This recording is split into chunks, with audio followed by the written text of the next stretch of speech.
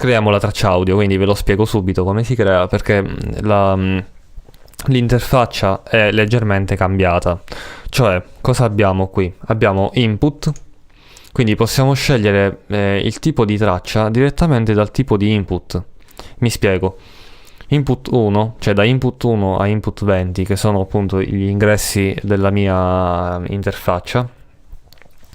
Praticamente questo range mi permette di creare tracce mono, infatti c'è solo un input.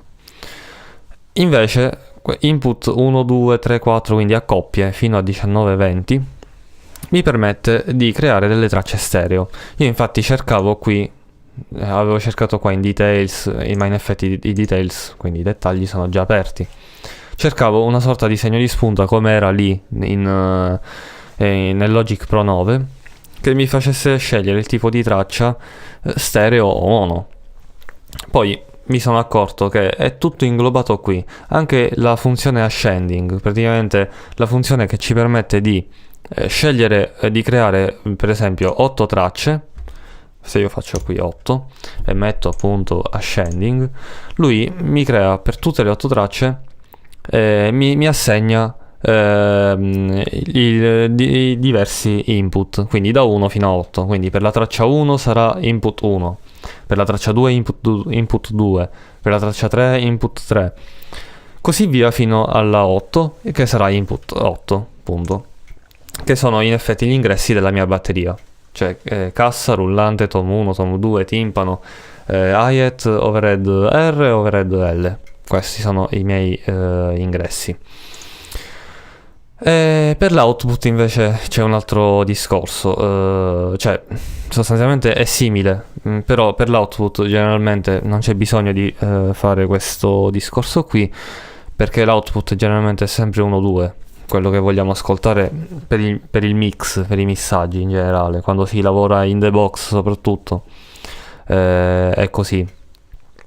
Però potremmo scegliere anche altre possibilità nel caso di un utilizzo live, per esempio con un MacBook Pro, per esempio, no? In una situazione live possiamo decidere di mandare il click sull'1-2, il missaggio audio della base, per esempio, di una sequenza su 3-4 e così via. Adesso andiamo avanti.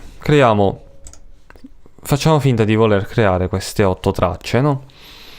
Che in realtà io già ho creato in un altro progetto. Quindi sostanzialmente, avendo fatto questa cosa, quindi con ascending, sì, input 1, quindi bisogna selezionare comunque qualcosa da cui partire. Ecco, questa è una cosa importante. Bisogna partire dall'input giusto. E poi mettere ascending, perché ascending lo posso levare, e in questo caso se io creo 8 tracce così, me le crea tutte con l'input 1, quindi sono 8 tracce che registrano tutte dallo stesso input.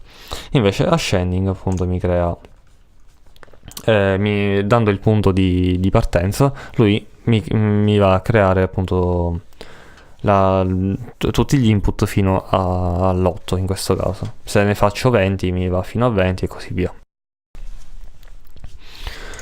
Ok, quindi adesso creo le 8 tracce, quindi mi ha creato, vedete? Audio 1, input 1, input 2, audio 3, input 3 e così via fino all'8. Quindi questo è per quello che riguarda la creazione di un progetto, per esempio, in questo caso per la batteria.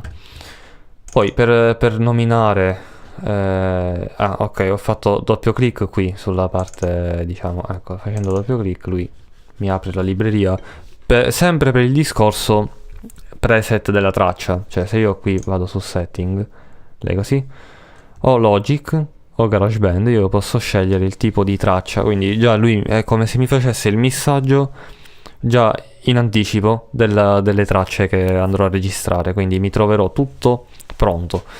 È una cosa che non utilizzo mai, in quanto preferisco mettere mano io sulle mie tracce. Se fosse una cosa magari un MIDI file, qualcosa trasformato in campioni, allora già magari lo potrei capire, ma quando si tratta di audio, di una canzone mia, di qualcosa, non lo farei mai. Quindi questa per me è una funzionalità, diciamo, tra virgolette obsoleta, ecco, non la vedo molto utile. Quindi se clicchiamo 2 volte sul titolo della traccia, possiamo rinominarlo, in questo caso cassa, oppure kick, nel caso appunto della cassa, appunto, bass drum, insomma questo è generalmente il tipo di nome. E poi andiamo avanti, o dando invio e cliccando, cioè dando invio e poi cliccando 2 volte sulla traccia successiva, oppure facendo questo, quindi cliccando, cioè scrivendo il titolo e poi con il tasto tab andiamo avanti e scriviamo il resto. Anzi, ormai che lo abbiamo scritto in inglese, scriviamo così.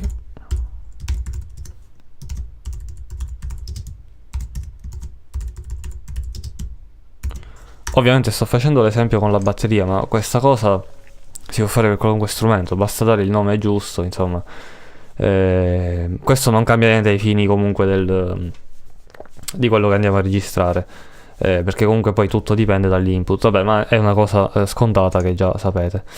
Le tracce possono essere modificate, se stereo o mono, comunque anche dopo, quindi non vi preoccupate se sbagliate quando scegliete, appunto qui quando vi compare questa finestrella, se sbagliate qui magari lo mettete in stereo, lo potete sempre cambiare in ogni caso.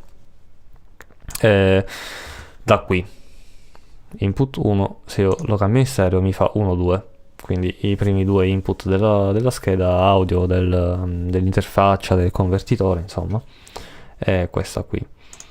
Da qui possiamo modificarlo, infatti cambia anche il meter. Un'altra feature interessante è il mixer. Voi mi direte giustamente, il mixer c'era anche sul Logic Pro 9, vero? Però questo tipo di mixer è molto più intuitivo secondo me, perché basta cliccare per esempio qui sappiamo che ci sono i nostri plugin, insomma quelli che utilizziamo per missare o anche per registrarci, insomma, attraverso. Qua ci sono i bus, però la cosa interessante qual è?